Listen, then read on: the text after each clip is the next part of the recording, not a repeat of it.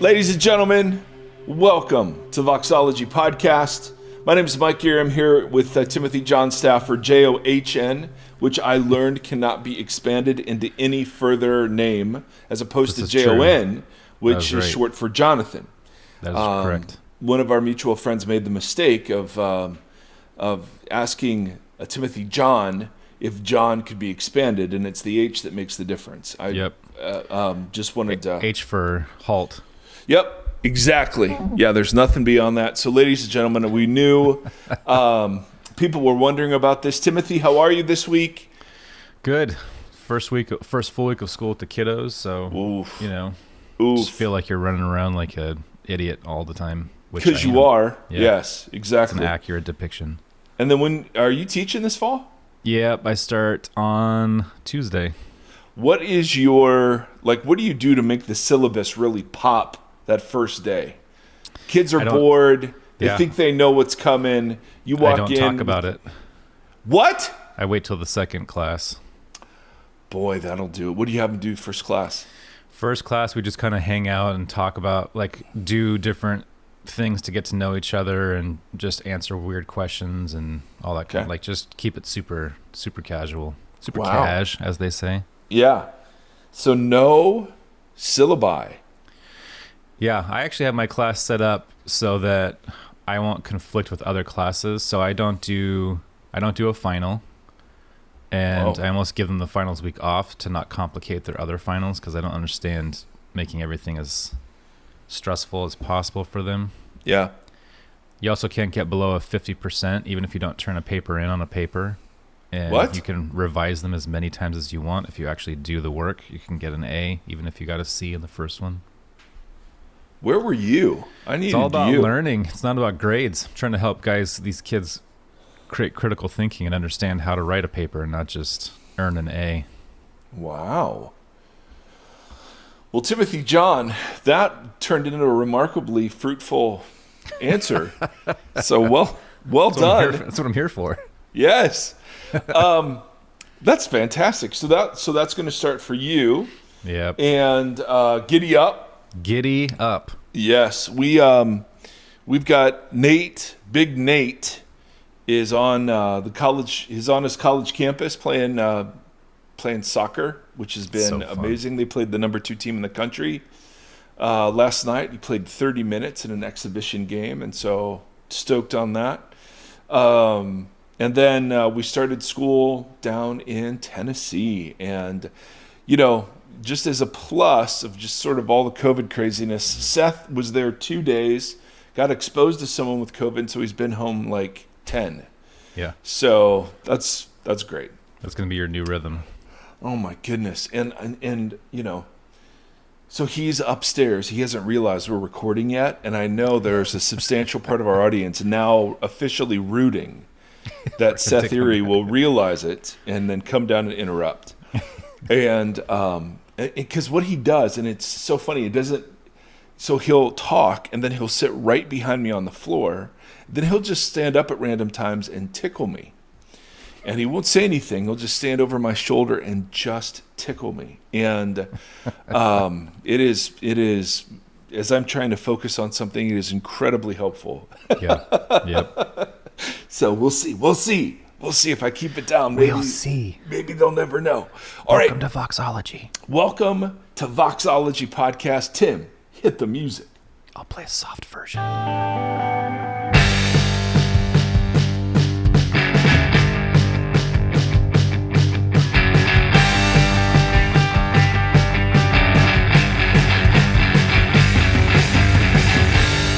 Nice. Hey guys, we're back. And I gotta thank Cheryl and Amanda and Mike this week, who joined our Patreon tribe. I just want to say thank you so very much for that. We are a nonprofit, crowd-funded operation, and we are so very grateful that there's a whole community of people who have not only just support us by liking and rating and reviewing. All of that stuff is super important, and we're so grateful for it, but also support us through Patreon. And if you're interested in joining that tribe, you can go to patreon.com and type in Voxology or Mike Erre and find out more about that. We did have, I do run that little bumper at the end of the episode with all the information, and somebody on Instagram asked if I am high when I recorded it. Yeah, and I didn't see that you answered, so I think no, this I did. is a good... I have people been asking me if I'm high since high school, constantly. Me and Rick McKinley. Oh my goodness. Oh, sweet Rick, that was hilarious. That was like around episode 200 we had Rick on, and for the week after, all we got were questions saying, "Hey, he seems great. Is he high?" So that's a question I don't get asked much for whatever reason. So Timothy, well done. And did you answer? Yeah, I said that's the question that I've been getting. Yeah, but that doesn't answer. That doesn't answer the question. Oh, was I high when I recorded it? Yes. I was not. No. Okay, that's what I was. I think it was very late at night, though. I think I was down in the dark in my office and recording, so I get it. Yeah, I get it. Yeah, you probably listened to like Depeche Mode. Yeah, and you were just in one of those moods, man. You got to prep. You got to prep your mood for everything, and so Depeche Mode really gets you into the asking for, partners, financial partners. Enjoy the silence. It was my personal Jesus is the one I was thinking, but or your own personal Jesus. All right, so we have a Facebook like page, and then we have a smaller Facebook community that's for Patreon supporters. Correct? And what's the name of that one? That one's called Voxology Community Group. We also have a Voxology Micro Community Group. Yes. But the community group is active. They're always chewing on stuff, and it's really interesting. We got a great question in there, Tim, if you want to start us off about the conversations we've been having on the Bible, and then we'll kind of ride into the next topic today. Go ahead, bud. Yeah, this is a good question. I feel like this question comes in different forms. Yes. Kind of asking the same thing, and I've definitely asked this question a bunch too. He's talking about veils from our episode 308, which was with Mr. Jersak, if I remember correctly. So we read with veils, or lenses maybe is another word, that we have certain culturally conditioned lenses. Right. That we talked about whether or not God was putting veils on things, or whether or not we were bringing veils to topics that make them difficult to see or approach. Yeah. Yep. So anyway, he has a couple things in there, but the main crux of it is I'm trying to grasp the concept, and I think I understand about how on earth am I supposed to read any of the Bible and actually grasp truth if it is all written with varying veils? Like, how would I really come to know the character of God? I feel like I will just be questioning and second-guessing everything. And that's how he spelled it. Yeah, extra G's, so everything. Yep. There's more, but you want me to keep going? So where you want? Well, whatever. Now, I've gone to the Bible college and learned all of the typical inerrant Bible teachings, but thanks to this podcast and some others I follow, I'm realizing those who deem themselves all-knowing really aren't. I guess I'm just confused. Did I miss something? Am I supposed to just read the Bible like I read books by sorting through what seems to fit in with God's actual character versus human preference? Ooh. How does one keep from just reading in what they've been taught or unintentionally reading in beliefs? The idea of veils makes sense. My brain is just mush from all these new, to me, ideas and topics. So, if anybody wants to point me back to an episode I need to listen to again, or just slap some sense into me, anything would be appreciated. So veils, what are you supposed to do with veils? Yes. All right, what a great and phenomenal question. And to some degree, this is what the next several weeks are going to be about. Ooh. There are certain postures that we have to take as we approach the text. And this very wise gentleman has already embraced the biggest one and the most important, namely that there are lenses, there is cultural conditioning on both sides of the text. In other words, and this is where we're going to talk today, right? God uses the culturally conditioned worldviews of people to communicate truth. And then we have cultural lenses on too. And so the most appropriate posture when we approach the text is doing our best work to be humble and curious, and to ask all the questions. So we don't. And again, I mean, this is why Gombis and so many others emphasize patience. We don't have time for this unless you're a professional. But what you can do is you can take the book of Colossians and you can simply sit in that book a chapter a day and sit in there for 6 months, or the Sermon on the Mount, and you'll get it. You will get it. Absolutely. That's the way the brain works. You may not get all the nuance, and there may be some context that is missed, but by and large, it's going to be pretty clear for you. The problem comes when we think we know what it says before we approach it. And so the first and most important step in the hermeneutical process is unlearning the text, making it strange again. Yoda. Appreciating the distance between me and these words. And there are all kinds of ways to do that. For me, it becomes natural now to kind of approach any text and not think I know what it's talking about. It is a good posture in life in general. Yeah. I mean, like, for instance, learning that the parables of Jesus aren't about my individual walk with God or my individual salvation, but they're about the relationship between Israel and the kingdom, or Israel's destiny as it faces judgment for rejecting Jesus and his way as Messiah and dealing with Rome. I mean, you just like, oh my goodness, when I approach those things, I'm immediately confronted with, oh, I always thought it was this. Now I'm curious to see how this fleshes out in this new way. Yeah. Now, that doesn't mean we're on a constant quest for novelty. And just because an interpretation is new doesn't mean that it's right or helpful or faithful. But there is a grounding that begins exactly where this wonderfully frustrated person is with, okay, well, how do you get there? If my lenses are things like militarism, nationalism, consumerism, individualism, the biggest place to start is realizing I've got lenses and then letting the text begin to confront those.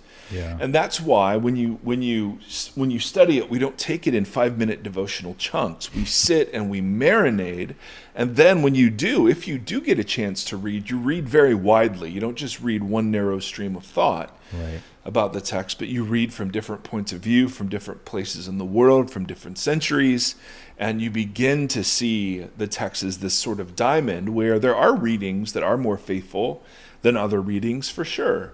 Yeah.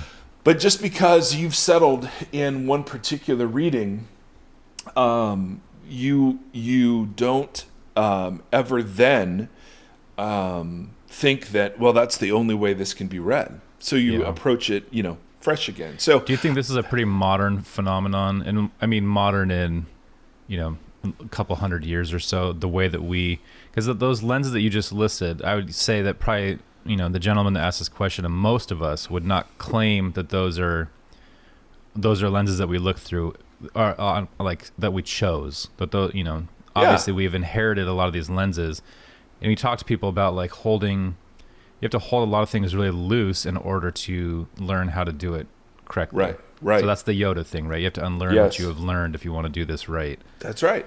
But I think so. Let me just interject for a second. Yeah. I'm so sorry because that was so good, Tim. We want to let the Bible be strange. Yes. We want to take the project of the last 50 years of harmonizing, synthesizing, making it a beautiful picture that perfectly and totally aligns. Like literally what was the little kid Bible that we all had when we were kids? With the really doe-eyed... Yes. I don't remember what it was called. But yes, this sort of... The perfect fall from the sky, golden tablet kind of Bible.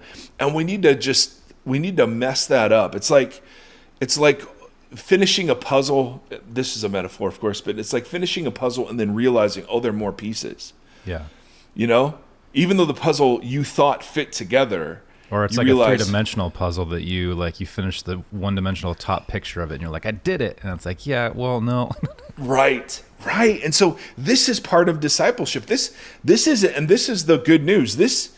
I'm leaning less and less away, or I'm leaning more and more away from kind of deconstructing, decolonizing language, and more into just discipleship. This is what it means to be an apprentice to Jesus. And it's not an intellectual exercise. What we're doing here is we're looking around at human life, and we're realizing the puzzle and clarity that we were handed doesn't map the complexities of human life. And it never did. That's the beautiful thing about the Bible. The Bible is as messy as life is. That's a great point. So we have to re-mess it up so that we can receive it as it comes to us, not as we want it. Yeah. If I think about how complicated just my brain is, or just how complicated I am as a inside out individual, to want a text that is completely one dimensional to map how messy I am. Right.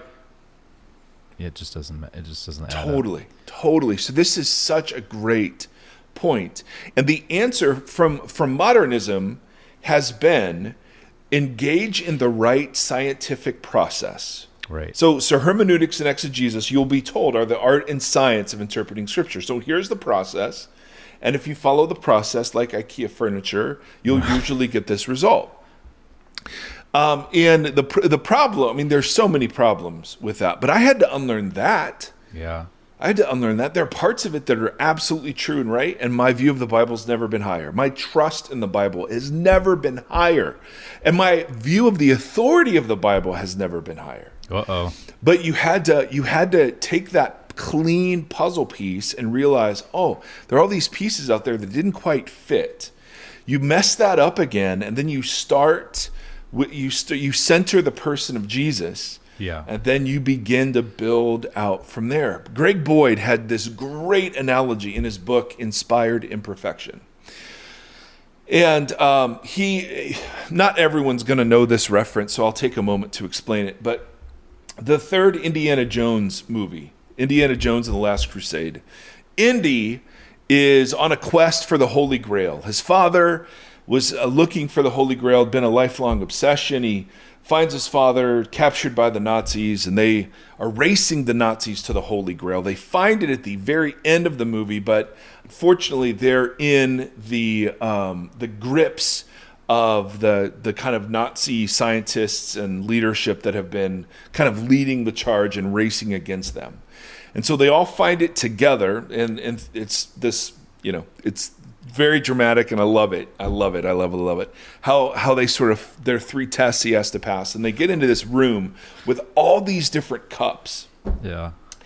And there's this aged knight that's sitting there saying, okay, well, if you drink from this cup, you'll live forever. But if you guess the wrong cup, you'll die instantly. Yeah.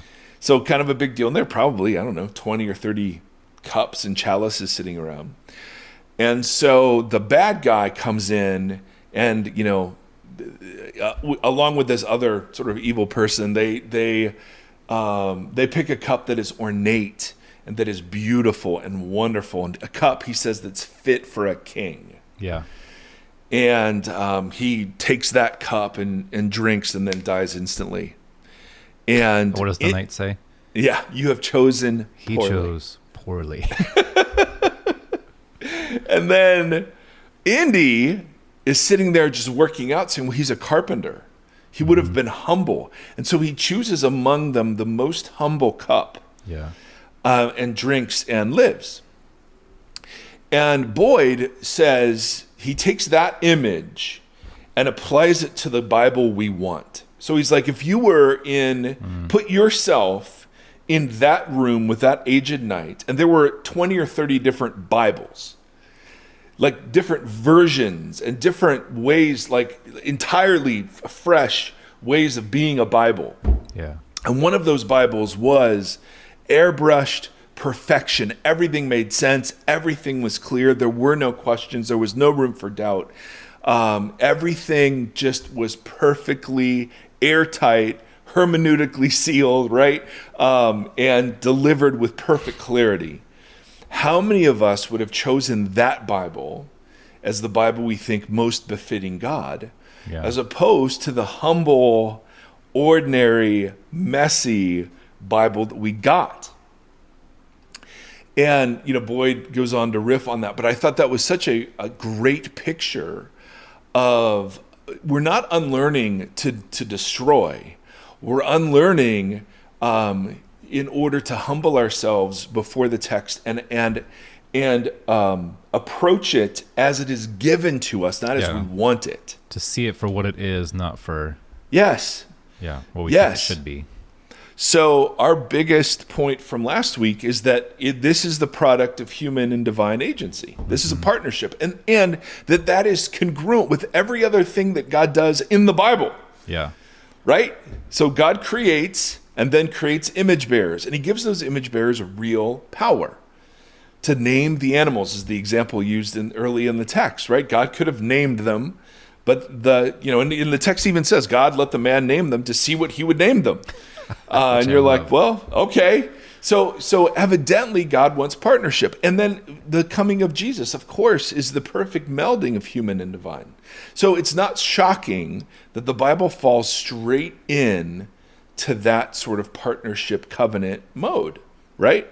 And that the big idea we wanted to beat up on last episode is that to say that God doesn't is not to say that humans weren't involved.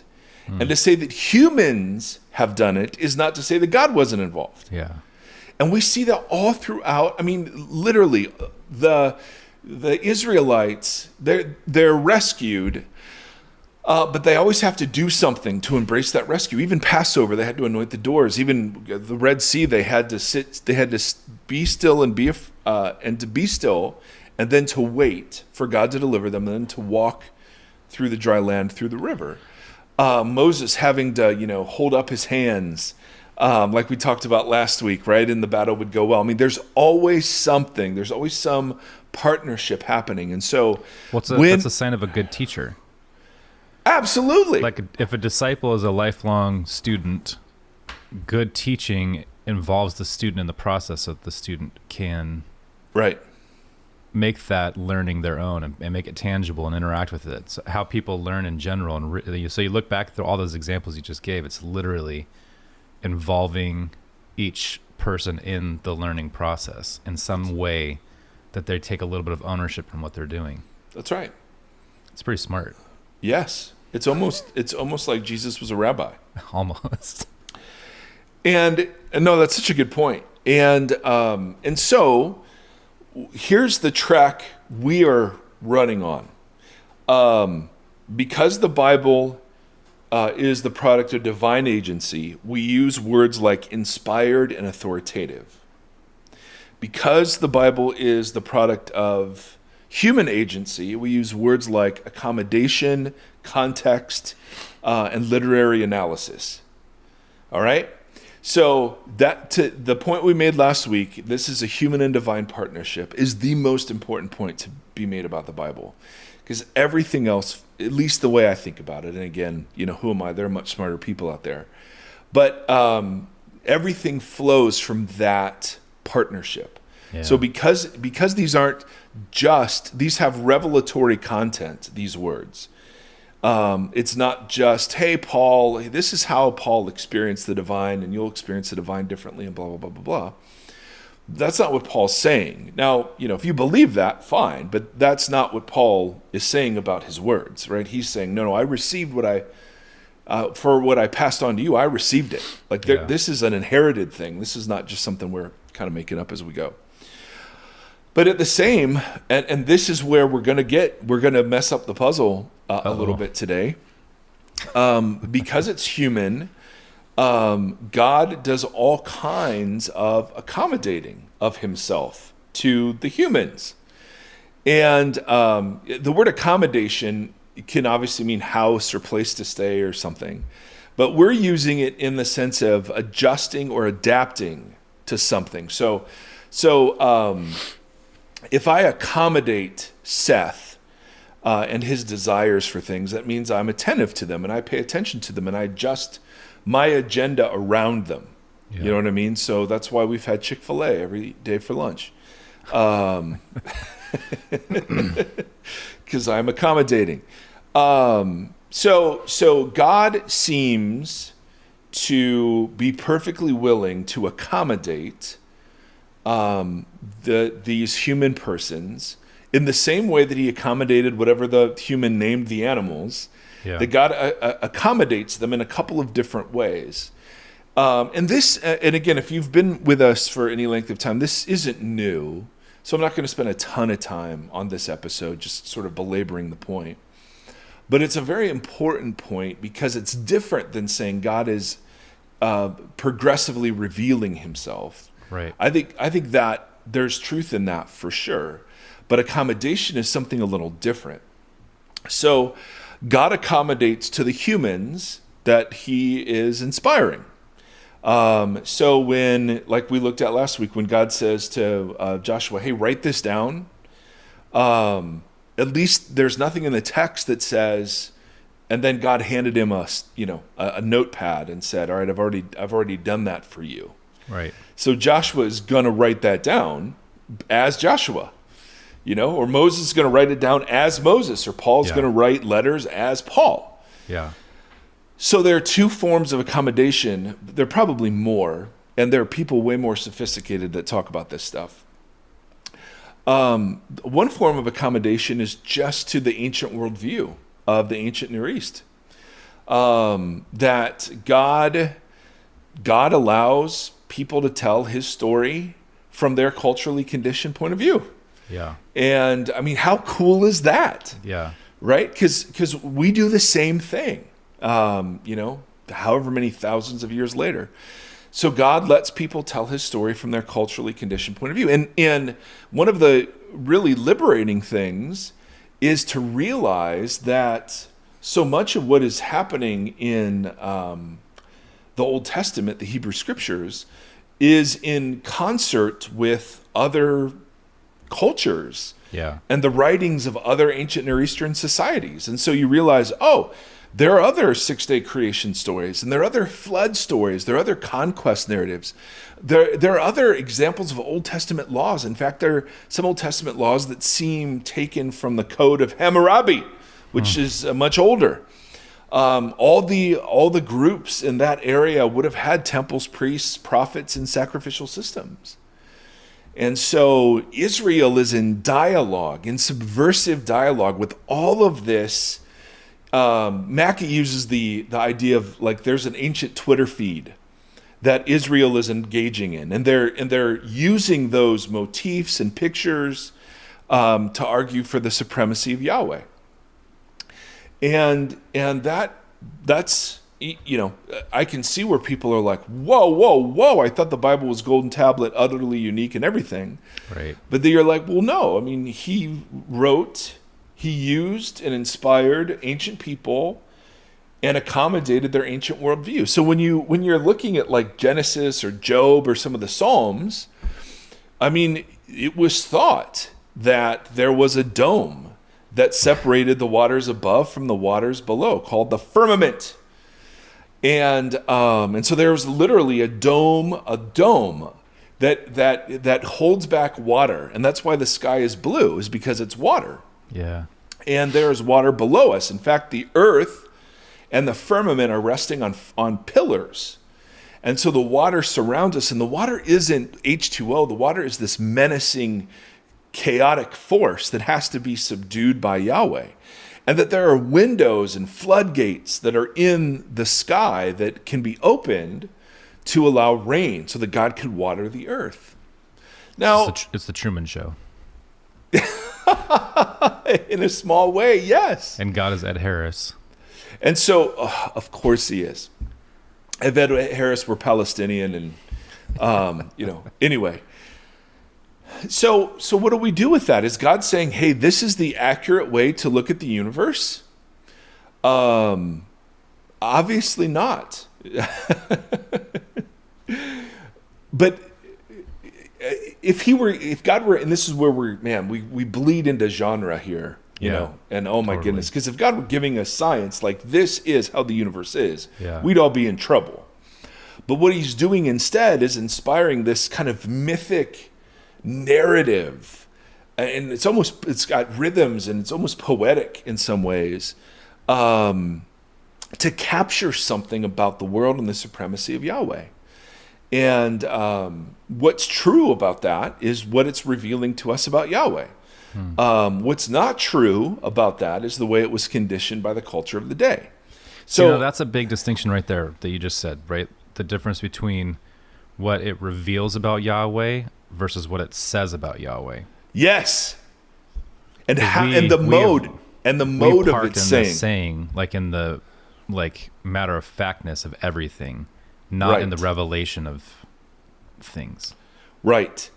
Now this is so important. All right. Let's jump to that for a second, Tim. What a great segue.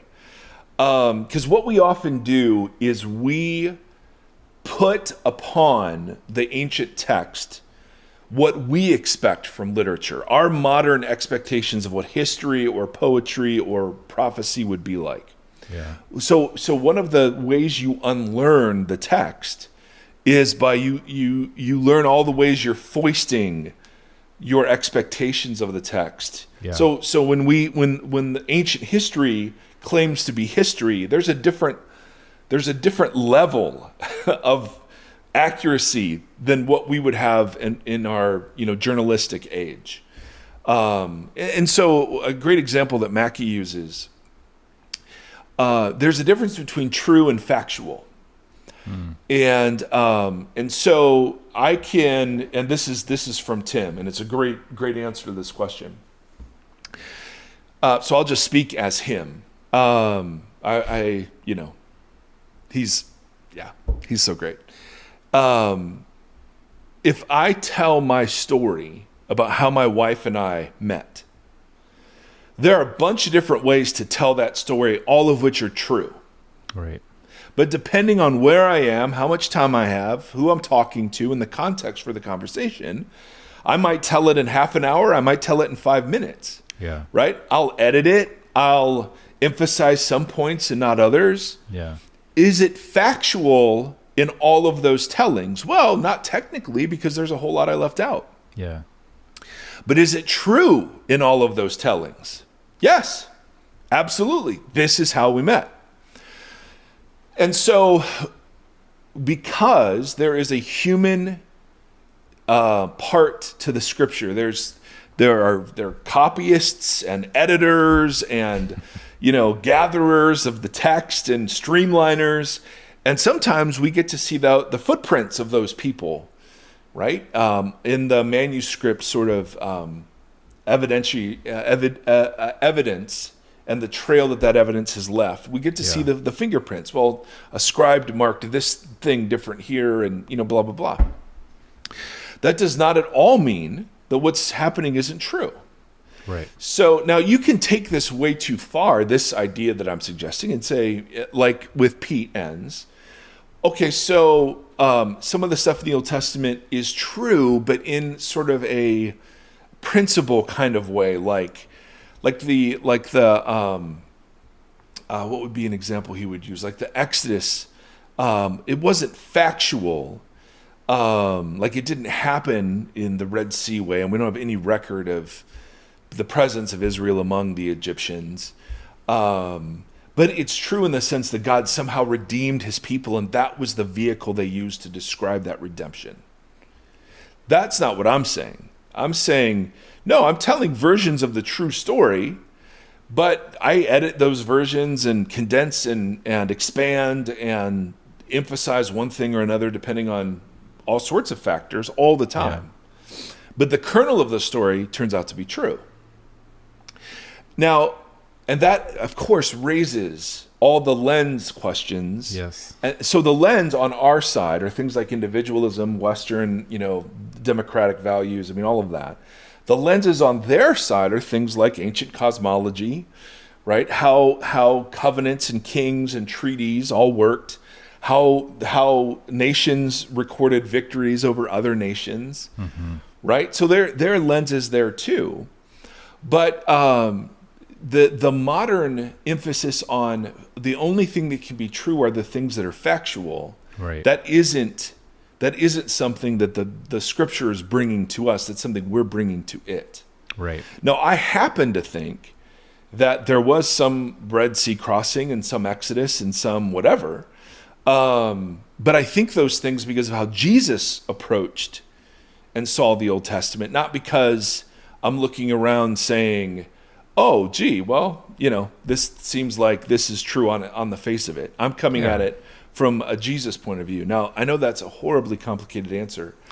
And it's stuff I'm still, quite frankly, I'm still working out. Like, but that's a piece of the puzzle itself, what you just said. Like the wrestling with this from now until then, like that's part of, I feel like that each conversation we have about the Bible, that seems to be something that is continually revealed, that this is something that is to be wrestled with.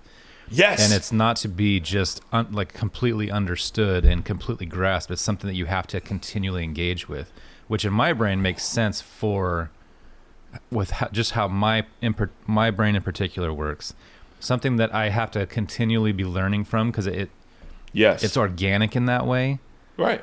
Like so that makes sense to me. Like I need that, and that feels bigger, and that feels, like something that could perhaps be divine. Right. Because Harry Potter I can read so many times, and at some point I'm gonna have it pretty mapped out. I love it. Well, some would say that's inspired too. So I don't, No, I would say that's absolutely right. I would say that this is kind of what Boyd's getting at with his Indiana Jones example. Yeah.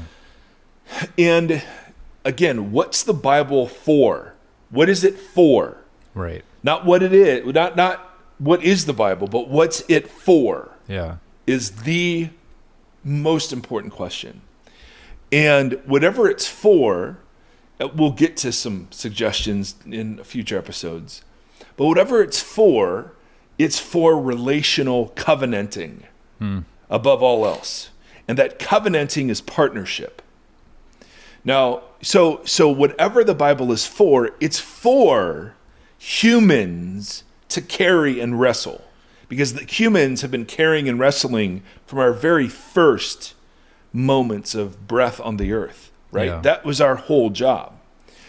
So that is to me the biggest takeaway, is that God gave us something that doesn't let us sit back and say, oh, okay, God did it all. Yeah, totally. It provokes us in the same way. I mean, think about the first humans, okay? So let's take that story and say, okay, that's factual. Yeah. There were a bunch of humans outside of the garden, but there were two inside. Yeah. And then God said, here's what I want you to do, all right? This is just fill the earth, okay? Fill it. And then subdue what's outside of it, okay? Now, how long will it take for the humans to do that? I mean, that's generations of life, right? I mean, but think about the instruction he gave was meant to provoke them into a certain pattern of life. Yeah. That was congruent with why Yahweh created them, right? Yeah. So the Bible to me is that as a whole, it's that sort of provocative thing. It provokes action and agency, reflection and thought, because this is what God's been after the whole time. Right. Right? That's locked in the new creation, right? That vocation. Exactly. That's carried forward. Exactly. So what we're doing is we're picking up again in Jesus now the original vocation given to Adam and to Eve to Israel. Yeah. And now it's new creation in the midst of old creation. So that presents a whole new set of problems. But that's why the New Testament is so dadgum, well, the whole Bible is so dadgum messy. Because now we're dealing with less than ideal situations under which God is working, right? Suboptimal. Suboptimal. Yes. The suboptimal lens. That's it. So, I mean, this, to me, this makes total sense, particularly as I raise my children. Yeah. Because what I could do is I could give them law. Do this, don't do this, for every situation I can dream up. Yeah. And then measure them as to whether or not they obey. Right. What I do instead, because I desire for them to be mature, is I try to give them wisdom. Yeah.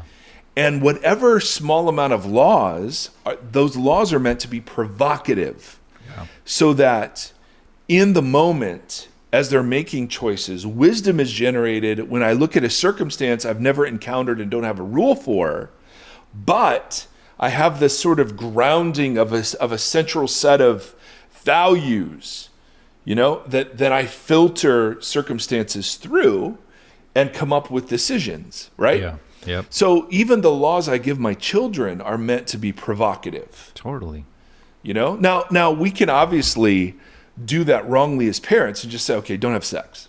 Right. Instead of saying, I want you to have a healthy relationship with sexuality. Yeah. Right? Now that's a whole different way of talking about it. So Absolutely. Like drinking. So my kids, I will just say, I want you to have a healthy relationship with alcohol. So we will drink in front of them. We will allow them to taste anything. They've told us about times they have drank, and we've not jumped on them for it. Yeah. And because the goal is to provoke, right? So I would just ask, hey, so and so, was this an expression of a healthy relationship? Yeah. And that brings you into peer pressure, and did I do it to fit in, and did I feel pressure to do it, and was I just curious about it, and all those great questions. Yeah. So the whole freaking Bible just provokes us, right? Love God and love neighbor. Okay, when's that stop? When at what circumstance do I no longer have to think about what that means anymore? Right. No, I'm constantly driven to faith, and I'm constantly driven to thought, prayer, and community. Right? Yeah, that's really interesting because it is I've been watching. I finished Outer Banks, by the way. OBX. Yeah. Pokes for life. Pokes for life. I was watching on the plane back and forth last week, and I downloaded a bunch of the Bear Grylls show where he takes the celebrities out into the wild. Yes. And I don't know what it is, but he's like weirdly calming for me to watch. Something about the way Bear Grylls talks and interacts with people and stuff is very calming. Yeah. But one of the episodes, he takes Channing Tatum out for the second time. Yeah, and he's explaining how he's like, I've taken Channing out before, and he's a champ. He did really well, but this time I really want to teach him. Yeah. The first time was kind of bringing up these scenarios, and then kind of just telling him how you would get through this. But now I want him to use his hands and stuff because I want him to learn this. And it was a really interesting way of You see Channing, and he even quizzes him later and asks him, the hows and the whys based on what he was digging his hands into. And Channing Tatum was processing in real time and then giving the reasons why things were the way that they were doing them because of the fact that he had gotten his hands into the dirt and Bear was making him do everything. Yeah. And at the end, Channing Tatum's almost in tears. And they have these great conversations about parenting and all these different things, these trials of life they're always unexpected, and they're always, difficult, and they never stop. It's they're unexpected, right. And they happen forever. Right. But that's right. Learning the critical thinking, the wisdom skills that it takes, and it's usually getting your hands dirty in the process of learning it. Totally. Is what it gets you ready for all of that. Yes, and failure has to happen. It's key for you to learn wisdom. Yeah.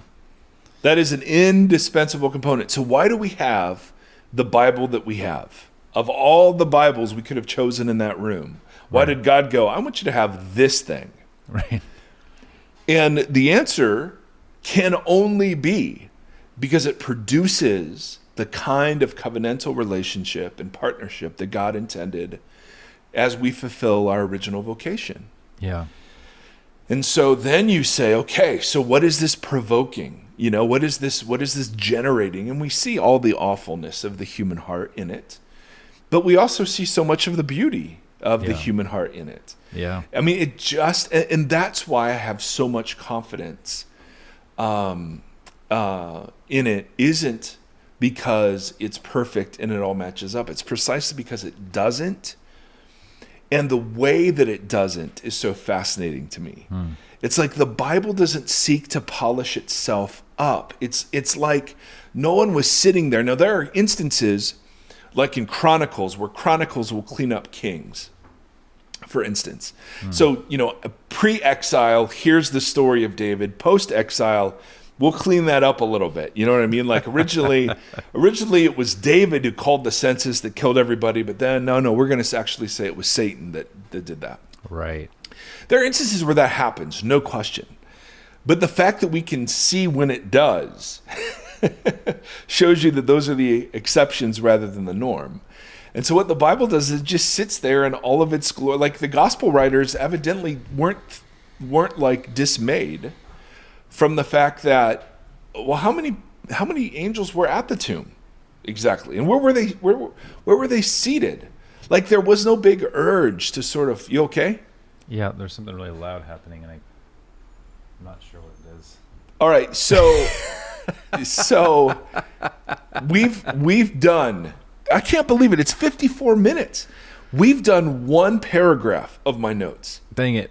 Thanks to you. Yeah. No. No, well, it's so good.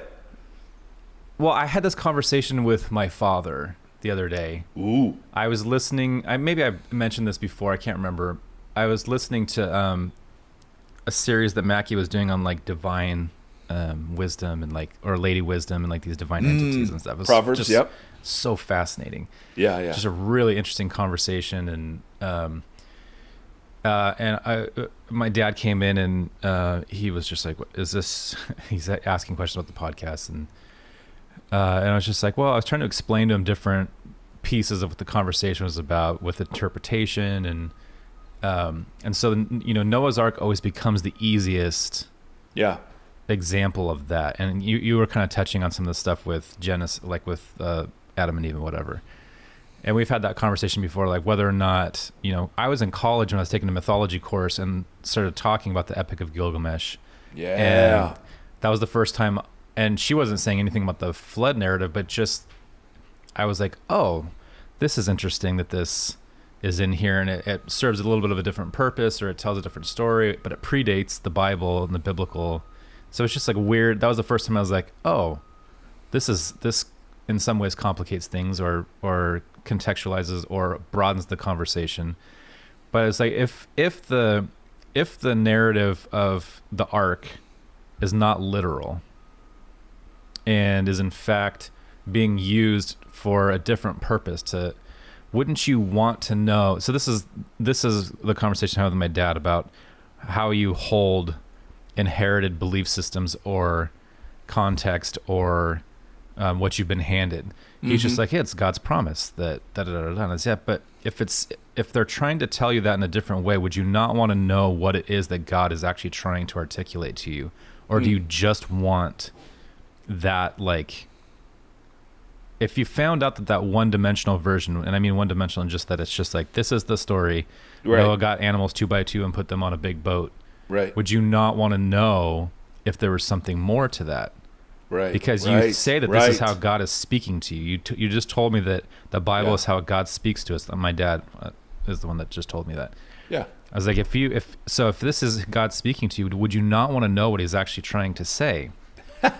Right? Like, then that would be this holding loosely and trying to really wrestle with, and you keep talking about covenants too, and it made me think that so much of what the Sermon on the Mount is how we build community and covenants with each other too. So there's that idea of covenant and community. God is it's just a snowball going down a hill of trying to build and understand and continue to roll that together.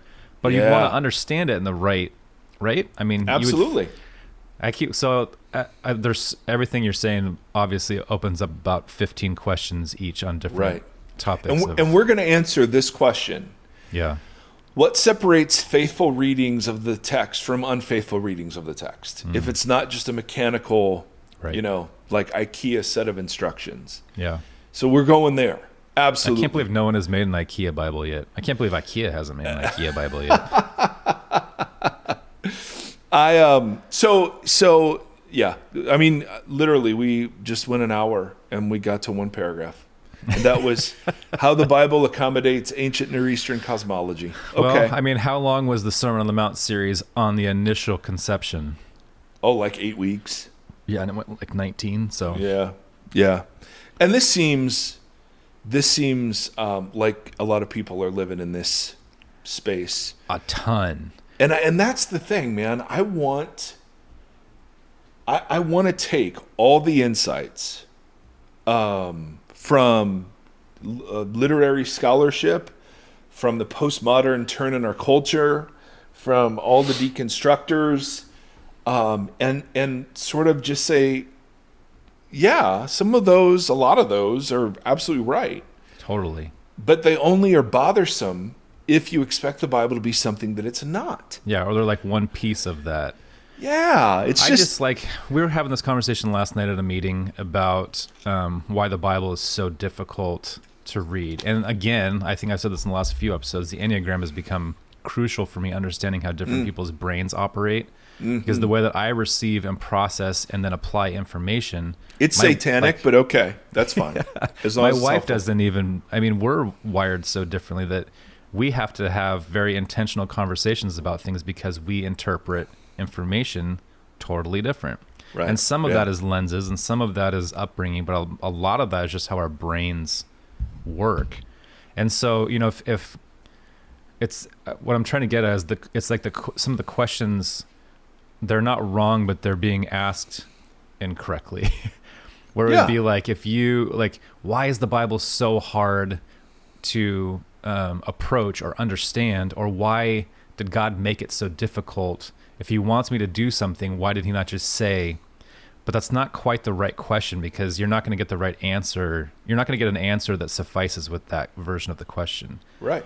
Totally. So I think that's the takeaway or the encouragement I would hope would be, as you get into a series like this and you're listening, can you hold things loose enough to understand how to reframe the question? Yes, absolutely. Absolutely. Reframe the question. And you don't, to wrestle with this, you don't have to necessarily throw the whole thing out. That's the big point is, I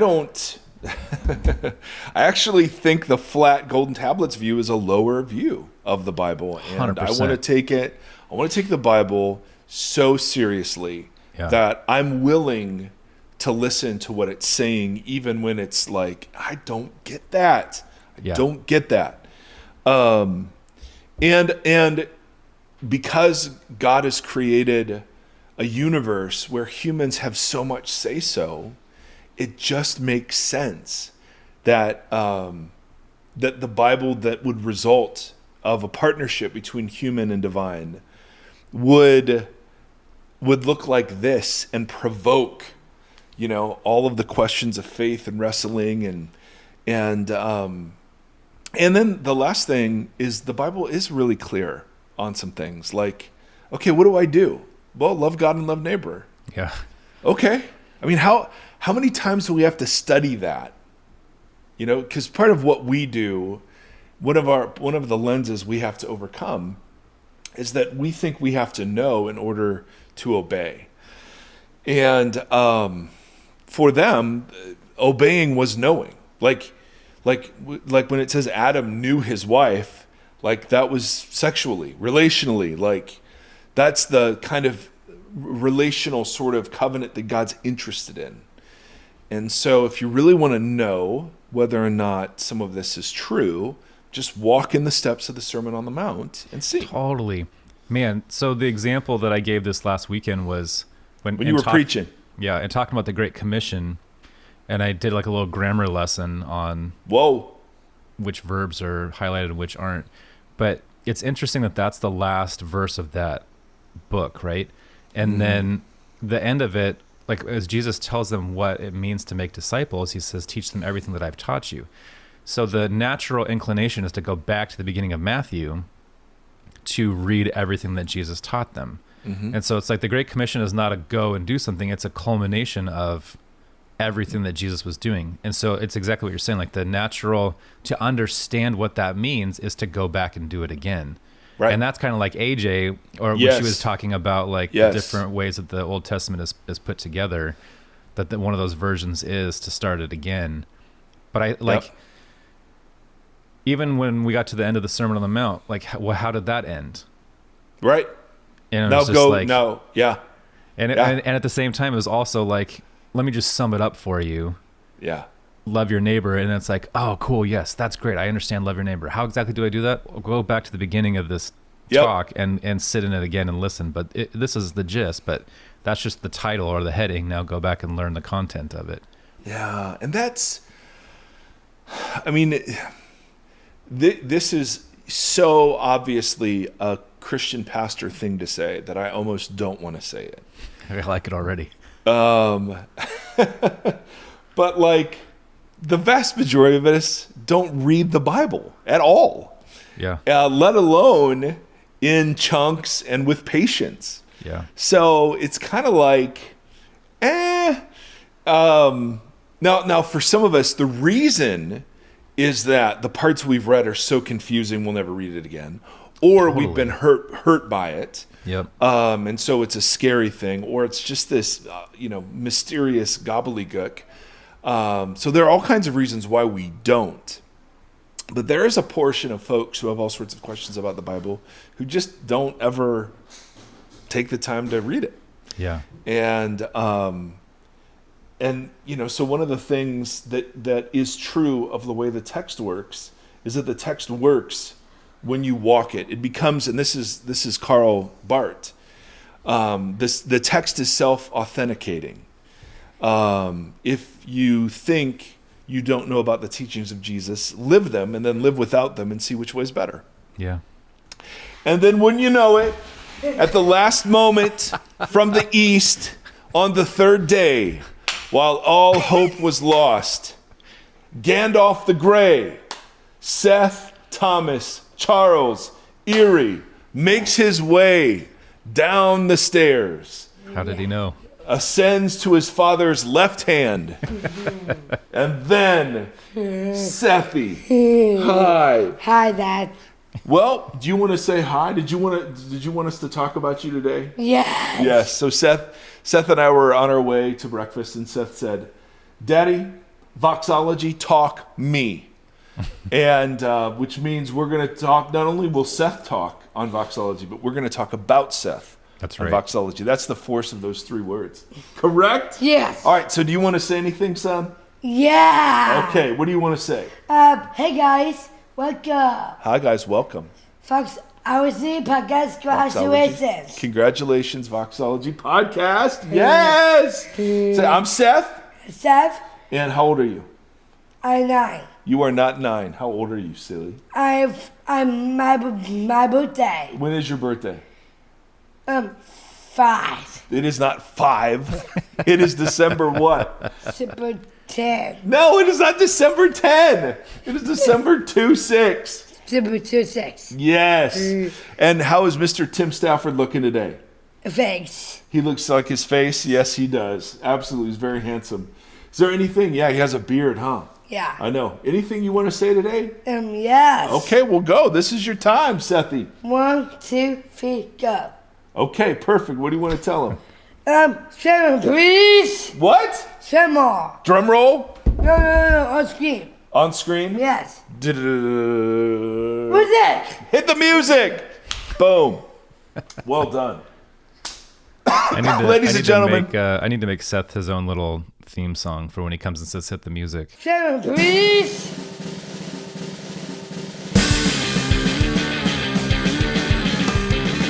Seth.